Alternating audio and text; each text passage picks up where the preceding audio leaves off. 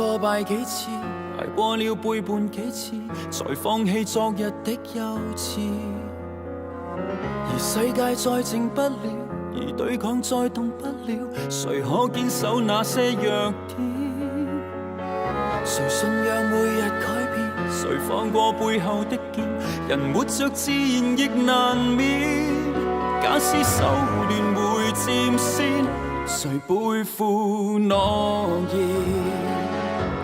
無人可以叫巨輪停下半秒，良心發現，可否再讓我開始？但天可有半點公義，如何可將它扭轉？抵不過隻手遮天，誰可改變？叫巨輪停下半秒，良心發現，這黑暗會否終止？越轉越糊塗，越錯亂，今天轉身已是太遲。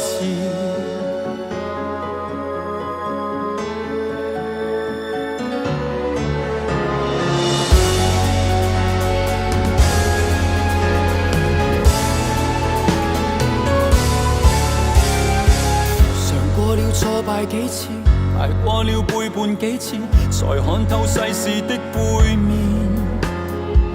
而世界再靜不了，而對抗再動不了，才想通只要不受損。誰信仰每日改變？誰放過背後的劍？人活着自然亦難免。假使手段會佔先，誰背負諾言？人可以叫巨輪停下半秒，良心發現，可否再讓我開始？但天可有半點公義，如何可將它扭轉？抵不過隻手遮天，誰可改變？叫巨輪停下半秒，良心發現，這黑暗會否終止？越轉越糊塗，越錯亂，今天轉身已是太遲。無人可以叫巨輪停下半秒，良心發現，可否再讓我開始？但天可有半點公義，如何可堅守宗旨？抵不過隻手遮天，誰可改變？叫巨輪停下半秒，良心發現，讓未來從頭實踐。